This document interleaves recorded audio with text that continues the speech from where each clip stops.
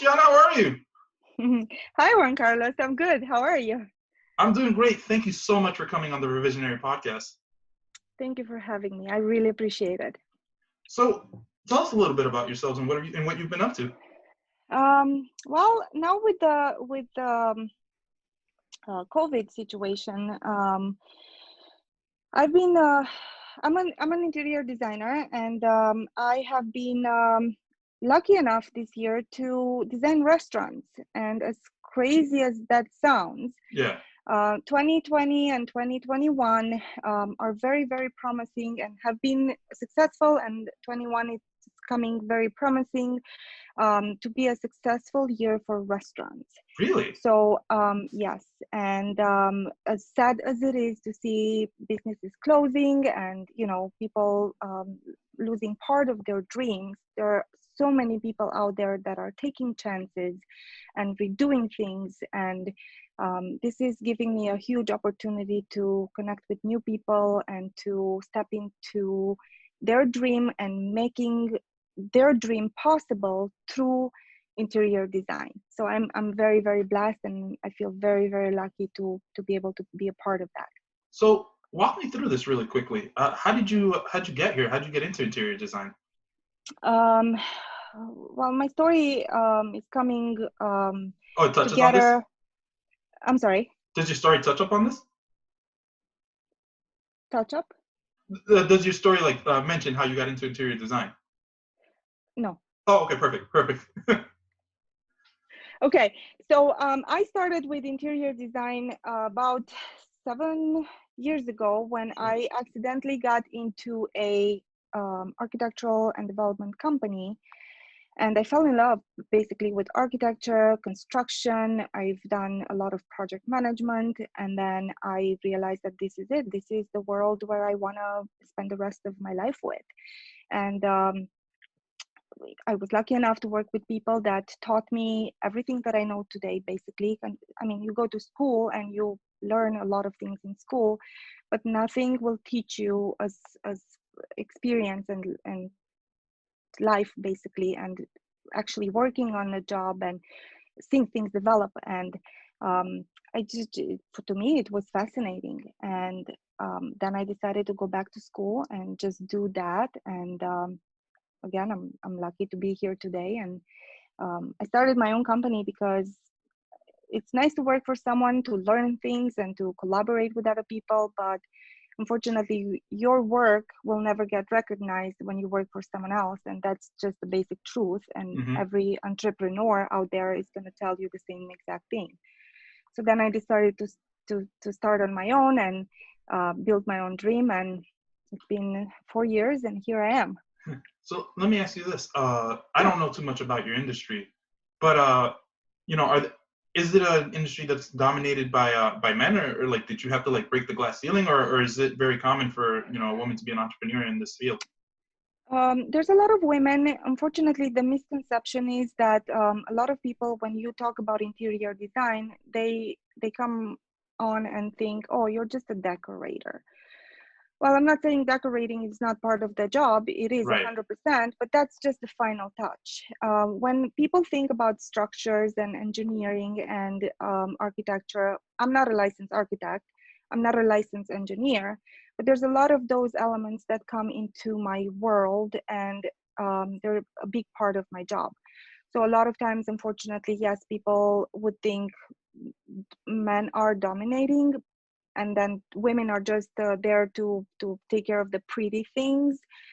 um, but no, there's a lot of women out there, and there's a lot of us that are doing engineering and architecture and site supervisions, construction, and women do get dirty, women do get in the field, women do learn plumbing and electric and all those things. So Love it.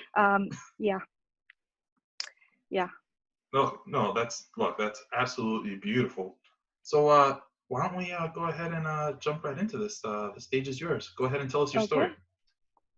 well, thank you. um, I was born and raised in Romania, Transylvania. Beautiful country, beautiful sceneries. I had a beautiful childhood. Yeah. All grew I've up heard is with. vampires whenever I hear Transylvania. That's all I I know. was, yes, and then you know what? I was getting to that. Do you remember the Dracula movie? It's not it. We actually have castles. We have real castles, and the mountains, the Carpathian Mountains, are just beautiful. And I was lucky to grow up in a region where, I've been surrounded by nature and a lot of that old European history. It's just beautiful. Um, as a kid, I never had that. What you want to. Here in the States, I hear this a lot. What do you want to be when you grow up?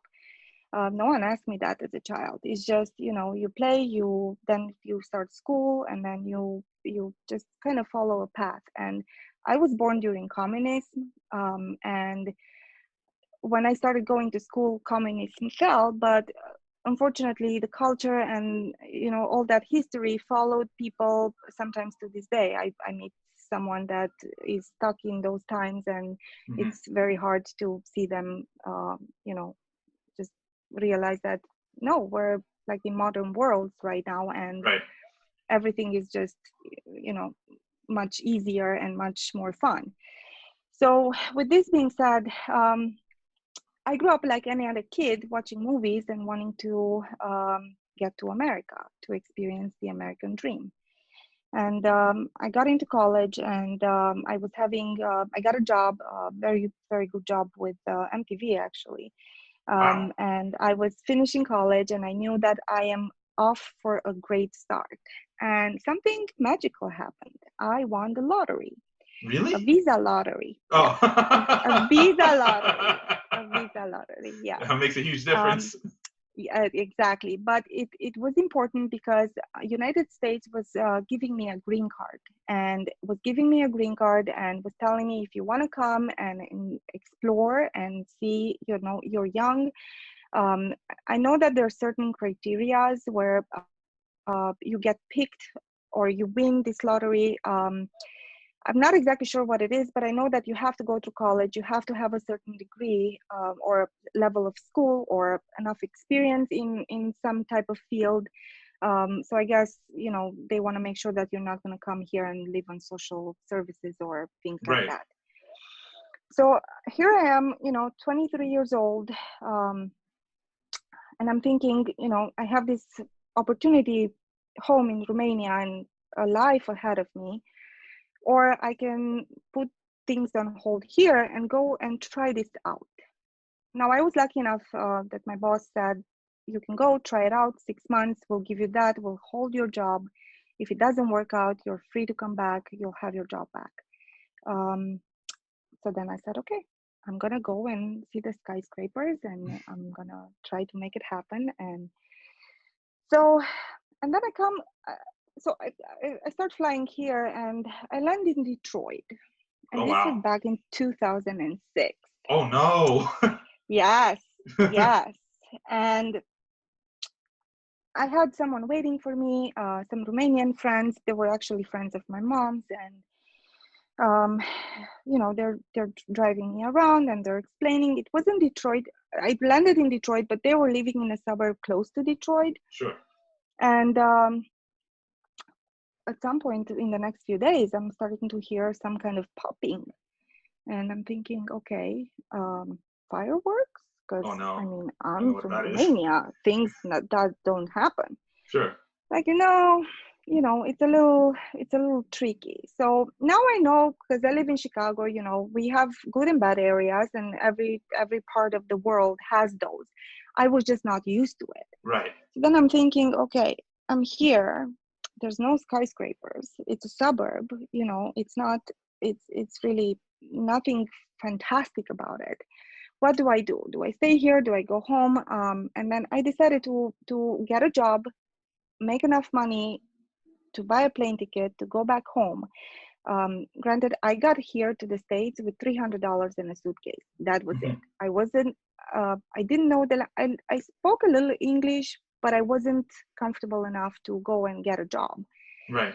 So someone from the Romanian community, we're all over us Romanians, and Really? so someone, yeah, there's a huge community here in Chicago also. Um, they found me a job among Romanians, and they said, until you start getting more comfortable with English, you're gonna just work with them. I'm like, okay, it's fine.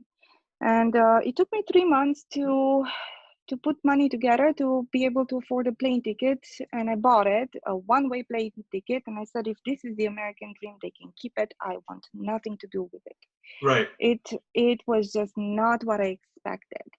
Nothing bad happened to me. Um, Never actually, in Chicago or Detroit or any part of the world that I traveled along the years, but it was just not what I imagined. And while I was there, I went to Detroit a couple of times, only a couple of times. The third one, someone offered to give me a ride and, to just go and walk around. I said, no, thank you. I think I'm done with it. I think I had enough. But two things that happened, and I loved the fact that I was there and I was able to see it. I wanted to go and see the 8 Mile where Eminem grew up, Yeah. and I got the chance to see that. And then there was the movie Terminator Yeah. with Arnold Schwarzenegger. Uh-huh. I went to see the factory where the second movie was filmed, and that was huge. But then I was thinking, it has to, America has to be more than that. Hmm. So I bought a plane ticket to go back, and then a friend of mine who was here in Chicago, as I mentioned, Chicago has a huge European community, not just Romanians. There's a lot of Europeans here. I guess we're all over the place now, but Yeah. yeah, there's a huge Romanian community here. He said, you have your plane ticket. 4th of July is coming. You should come to Chicago and just see something different, and then you can go back home if that's what you want. But you should come and see something different. Sure. And I came. In any other part of the world or the states, when you say LSD, you can get in trouble. In Yeah. Chicago, it's actually one of the most beautiful places in the states. It's a street along the lake that goes Right. towards downtown. So we started on LSD and we were going towards downtown, Yeah. and we were on LSD, and it actually felt like I was on LSD. I couldn't believe my eyes. I was in Matrix movie. I felt like everything was out of space, sci-fi, weird industrial buildings, just out of this world. I mean, you see it in movies and it's just one thing, but when Hmm. you experience it live, and I was in a convertible and they took me downtown and we were just driving and driving for hours, and I started crying and I was overwhelmed with emotions, and I was in love. It was literally love at first sight. Yeah.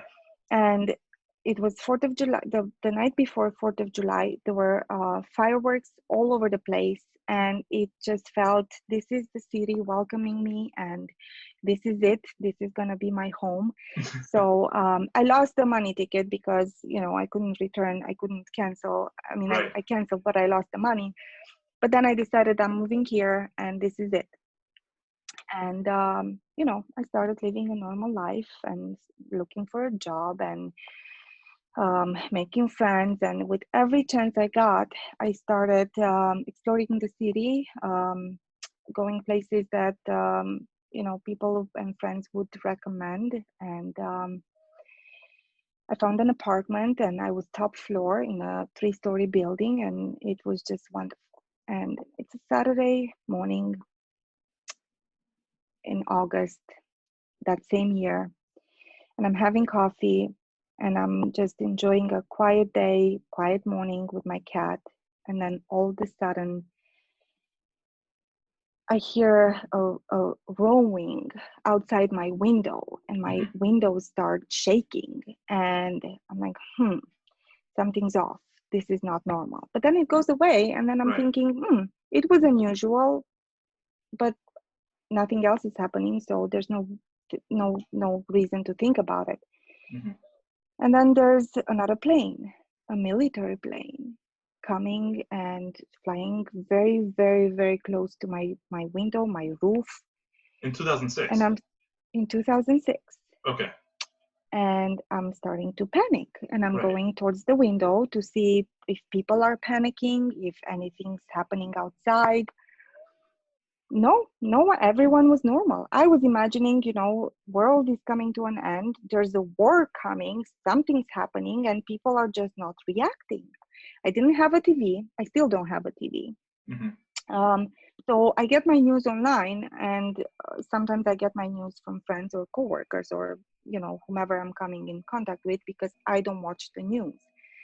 And I see people just going about their days and no one cares about what's happening. And then I hear another plane coming, and this was even closer, and my windows are shaking, and the whole building is just shaking.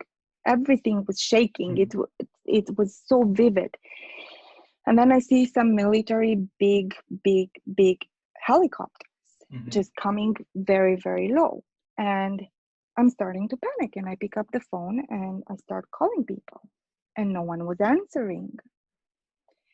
So then I started really panicking, because back in the days, I had friends that were new in the country, and they were driving cabs, and I knew that it's a Saturday, they must be out with clients and things like that. And I was panicking. So then I went and started knocking on doors in my building, and no one answered. Did you have a prior And relationship with the people in your building before you did this? some, yes, some at some point when the first couple of doors didn't open, the neighbors that I knew, Yeah. I just started knocking on doors. Yeah. I did not care. I wanted someone to answer, someone to tell me what's happening. I went back up. I was living third floor, top floor, and I got down to second floor actually, with knocking on doors, and no one was answering. So then I went back up, and I went back next to the window to see what people were doing outside. And this was really early in the morning, like before 9 o'clock. I was Yeah. still in my PJs, enjoying coffee, Right. just kind of thinking, what am I going to do with the day? Who am I going to see? I was making plans to go to visit a museum, just things like that. And I go on the next to the window, and I'm looking out the window, and I see cars passing by, but I don't really see people on the street. I was thinking, if I see someone on the street, to start yelling and ask if they know what's happening up there. And I saw people before, the first time I went close to the window, but not at this time. And I started calling and calling and calling the same people, and no one was answering. And I went in a panic mode. My heart was racing. I couldn't breathe properly. And I was thinking, okay, I gotta take cover. I was hearing constantly airplanes, and it was military, and it was just like so scary. And then I go down to the lobby. I remember there's a door, and I never opened that door, just because I never thought about opening that door. But then I'm thinking, okay, there might be a basement. So I go to, and I wanted to try the door. In all this time, I keep calling people. I called my mom. We're 8-hour difference, and back then I didn't have a cell phone membership. I had a cell phone, but I had a chargeable card. Oh, the prepaid. And exactly, the prepaid. So Yeah. I was thinking, okay, I'm gonna call home. There was no iPhone, there was no smartphones back then, and Sure. usually I would just meet my mom on the internet, and we would Skype, or I don't know if you guys, if you remember Yahoo Messenger. Yeah, of course. Long time ago. Yes. So this was the way that my mom and I would see each other, and we would communicate, and Right. sometimes we would do FaceTime or video calls with my grandparents. And I thought to do that with her, but then I was thinking there's not going to be any time, because I was literally expecting a bomb to drop any second. You have no idea the things that came through my head. 9/11, um, Hiroshima, like the craziest things in the world. And then I'm thinking, I'm in this country and I've only been here a few months and I'm too young to die. I Yeah. haven't explored everything yet. You know, I'm, I just, I was panicking. I had no idea what was happening. And I called my mom and I said, okay, something's happening. It might be a war. It might be the army's involved. I have no idea. No one is answering the phone. I have no one to ask. Because I was still in my pajamas, I didn't dare going outside. Hmm. I come from Europe. We us women, we put mascara on our eyes when we go out to just buy bread or whatever. We don't go out in our pajamas. It's just the culture back Sure. home. So I didn't want to get out the door in my PJs and have anyone see me like that. And um, I But said, you didn't. I'll call. But you didn't What? mind the people in your building seeing you like that.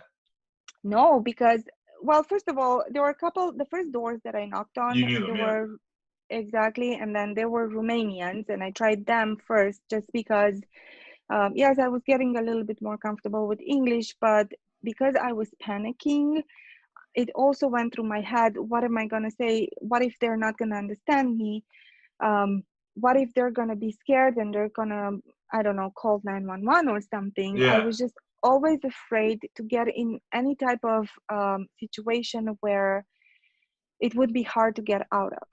But when they didn't answer the door and I was hearing all that rooming outside and seeing those helicopters, it's not like you see someone filming for Fox News or Right. ABC or whatever.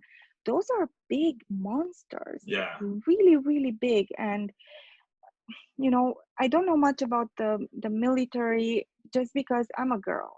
I Yeah. watch The Devil Wears Prada and just like things like that. And So did I'm I. not a big.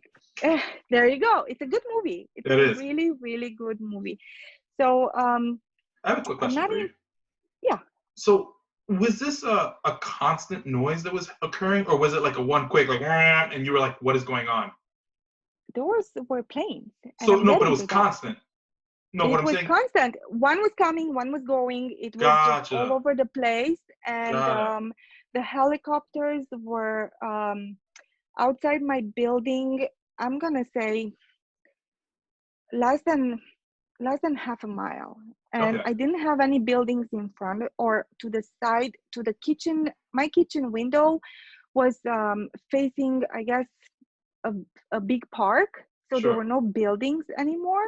Okay. On my other side, on the living room side, I had buildings. So I was running from the kitchen to the living room windows to just see what's happening outside. So on one side, I see all this movement happening in the air. And Sure. I mean, I've seen Top Gun. You know, I Yeah. mean, I've seen it enough times to recognize a military plane. And So yeah. so what happened next? So next, I go down to the basement, Sure. to the lobby. I try the door. The door opens. It Uh-huh. doesn't lead to anything. I was hoping for a basement, so there was no basement. It was a closet with a lot of leftover construction materials, and those were probably years and years old in there. And I just got in. And I'm thinking, there must be some sustainable beams in case the building collapses Sure. or, something bad happens. At least I'm not top floor. Well, now I work in construction and I know better, but definitely. But that was my first reaction, to take cover, Sure. to run for my life, basically. And about 5 minutes in, and now it's pitch black, right? Because Sure. I didn't think to look for a switch to turn on if there was a light. I don't even know to this day if that closet had a light.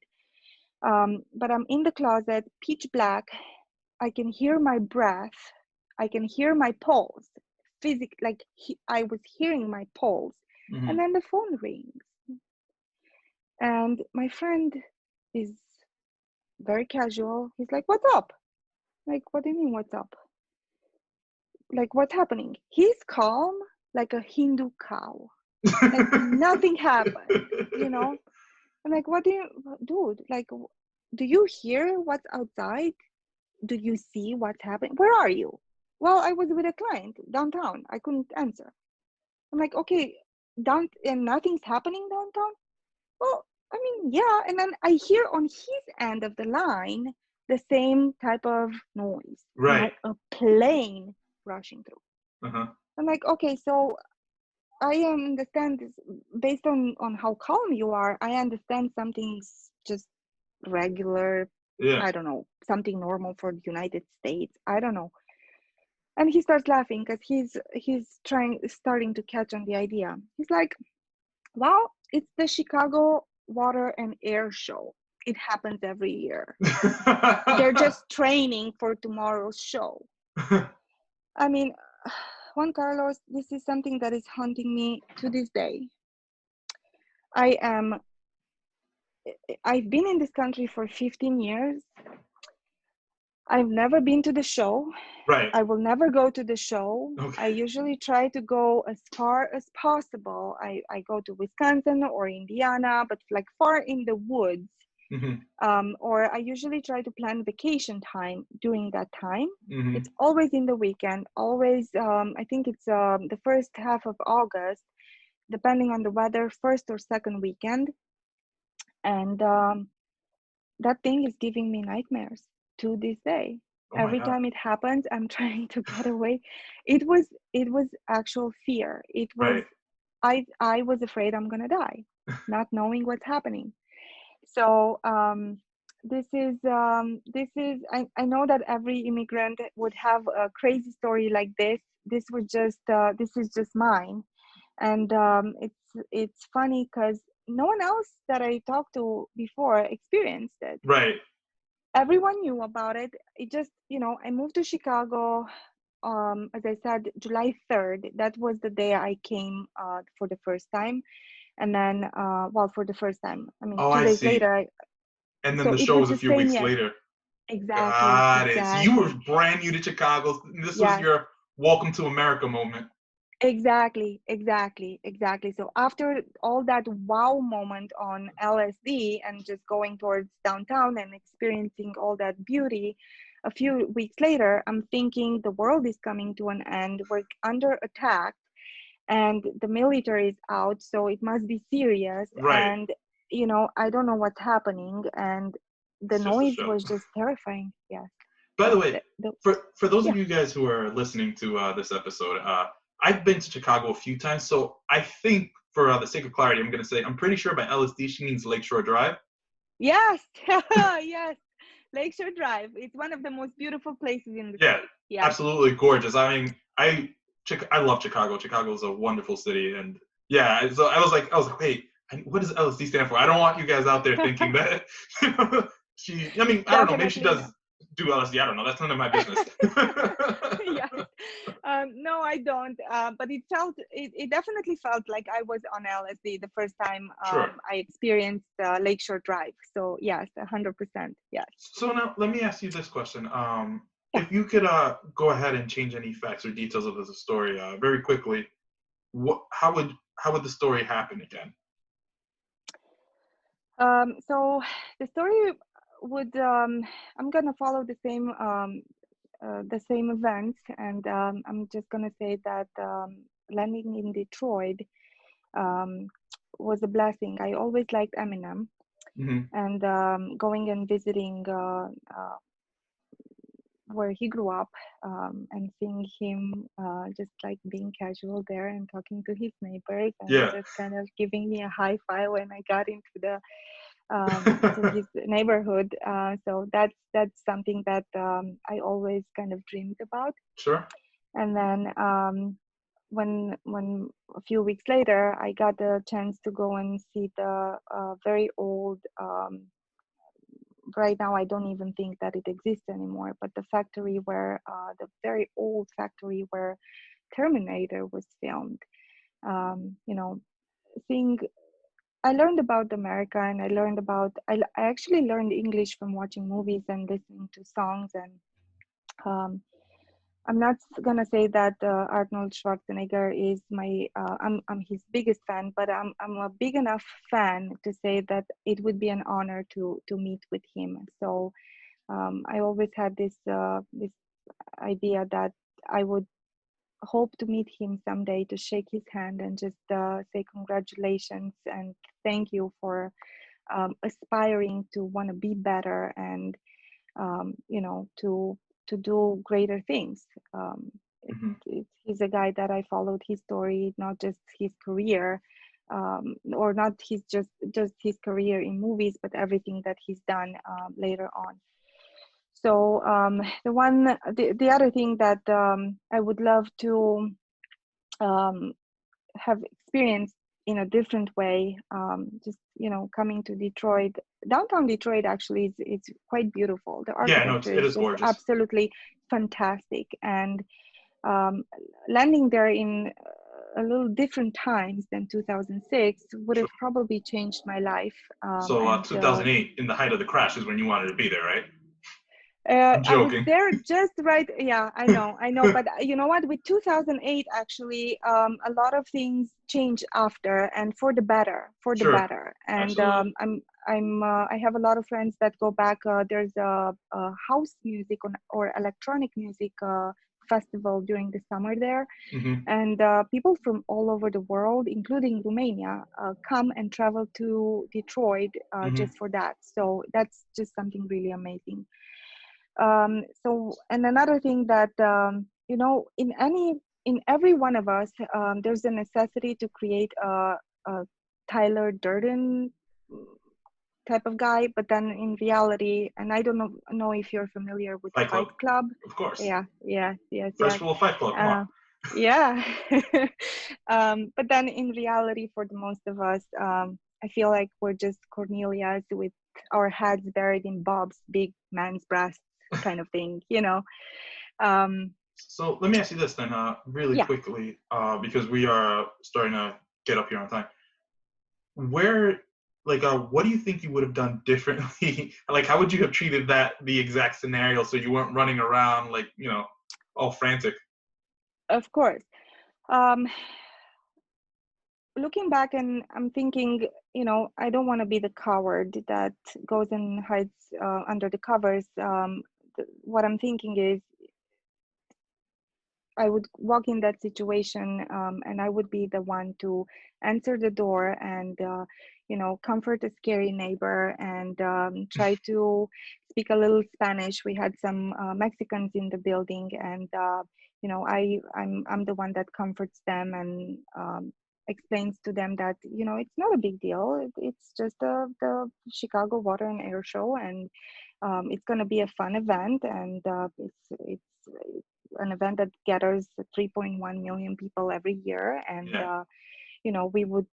I would love to take them and show them around. And I've lived in Chicago long enough to know everything there is to know about Chicago, and I would we would I would want to invite them and just walk on the streets and show them around. And every time there's a monster helicopter popping up from behind the buildings, to be the one to hold them and just comfort them, and you know not to be the baby and the wuss that goes and hides in the basement and No, I mean it's is it's out not of like that. breath. You had no idea. And if I'm being completely honest with you, Yeah. although I kind of knew what was going on, so I wasn't afraid. But I did have a similar scenario once. The first time I got to see the Blue Angels perform. Are you familiar with the Blue Angels? It's a very similar to. It's just like an air show. I think the Air Force Okay. puts it on. Don't quote me Okay. on that, anyone. Y'all can fact check me. But yeah, and the first time I watched it, I was in awe, and I had no idea, and I was so loud. So I completely understand how someone who Wow. wasn't aware of what was going on would have been terrified. So that's a like I think you're in a very understandable situation. Okay. Well, now it does make me feel better. No one that I know experienced this before, but throughout the years, people have been sympathetic to my story, and only friends. It's the first time I talk to anywhere live about this particular story. So I've had a good experience so far with people Mhm. understanding and, comforting me to this day. This day. So, Yeah. um, you mentioned that you go out of town every single time it's happening. Yeah. But now let me ask you this: does the sound of loud planes bother you to this day? No, not so much. Not really. I love loud music. I work in construction, so I'm surrounded by loud noise all the time. It's just those particular sounds, Got it. and I cannot handle it. And sometimes I fly quite a lot, or I did, until I haven't taken a plane in 2020 at all. But I fly quite a lot first because I go home and I go through several airports, and I'm not afraid of planes, but that particular sound is scary. And Hmm. I try to get away and just kind of not put myself through that stress, because Hmm. 15 years later it's still a stress. It's unfortunate, but yeah, I just don't like it. No, I understand completely. So, we have a tradition here on the podcast because before I let you go, right, we like to Okay. ask everyone if they can share a quick story from their childhood that puts a smile on their face or, just generally makes them happy. Do you have a story you can share with us? I do. So I'm gonna start by saying that no one messes with your head better than your own family. Sure.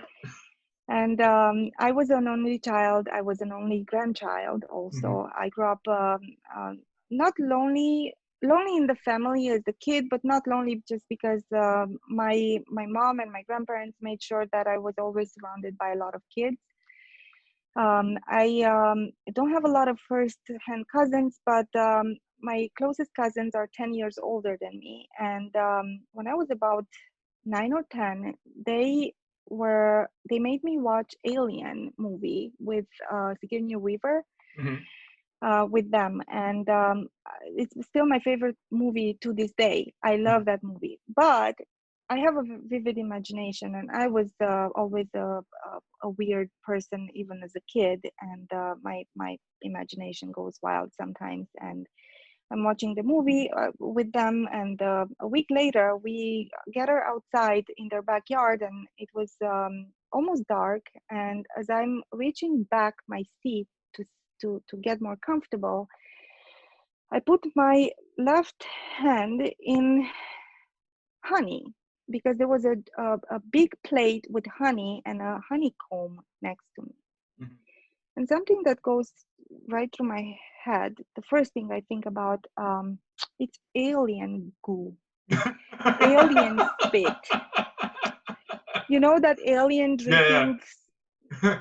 So now I'm with my hand buried in honey, and I'm thinking, it's disgusting, but then I'm expecting to experience an excruciating pain, because that saliva, the alien saliva, is gonna melt my hand, Yeah. and it's gonna, because it's toxic and acidy, and Hmm. you saw in the movie, it goes through metal and iron and whatever. And I, I I was frozen because I wasn't feeling any pain, and that was the next thing that I was expecting to experience. Hmm. And then the even more funny thing is that, you know, 30 years later, I'm almost 40, by the way. So last year, I had a bottle of detergent that spilled in my living room. Something happened, and I don't know, it's the middle of the night. I wake up, my cat wakes me up, and I start walking to find the cat, and I'm stepping in that detergent, No, no. laundry detergent, Yeah. and the memory of the honey and the memory of the alien spit comes through my head, and I'm thinking the same thing, like my foot is gonna melt.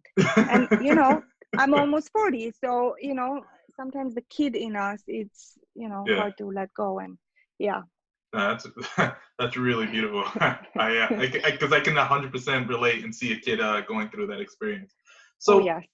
The second tradition we have on this podcast is at the end of every episode we like to highlight a chosen charity or an organization, usually that our guest is very passionate about. Do you have a charity or an organization for us? Um, I love animals and I love nature, and I've been a vegetarian for many, many years, just for ethical reasons. And especially after moving here and with the meat industry, I'm unfortunately just afraid in general. And it all started with the PETA. And I know they're big and I know they're, you know, all over the place and everyone knows them. But that's just something that made me be a little bit more aware Hmm. of what's happening. So I'm still a supporter. I was a supporter years and years ago when I first came across their message, and I still give them a little bit of something every now and then. So that's just something that I'm passionate about. But not just PETA, you know, we we destroy our planet, unfortunately, with every plastic bottle that we buy. Hmm. And I wish that people would. I'm not saying don't buy plastic. I mean, it's out there, and you know, it's cheaper than glass, and sometimes it's even easier than glass, just because it's lighter and more convenient. But recycle. Just Hmm. that's my message. Just recycle and just be a little bit more aware. So yeah, Perfect. I want to say thank you very much for coming on the Revisionary podcast. I'm sure the Revisionaries are very excited to hear from you and hear your story. thank you. I appreciate it. This was fun. This was a lot of fun. Thank you for having me. It was a pleasure. You are awesome. Oh, thank you. Yeah. All right. Well, without further ado, I'll see you later. Thank you. Yeah. Where should everyone follow you? So my company name is Perpetuum Designs, and that's spelled Perpetuum Designs. And Instagram is one of my favorite platforms just because it's easy and you know, very colorful and very visual, which translates a lot with what I do. So Instagram, I think, would be the best platform out there. All right. Perfect.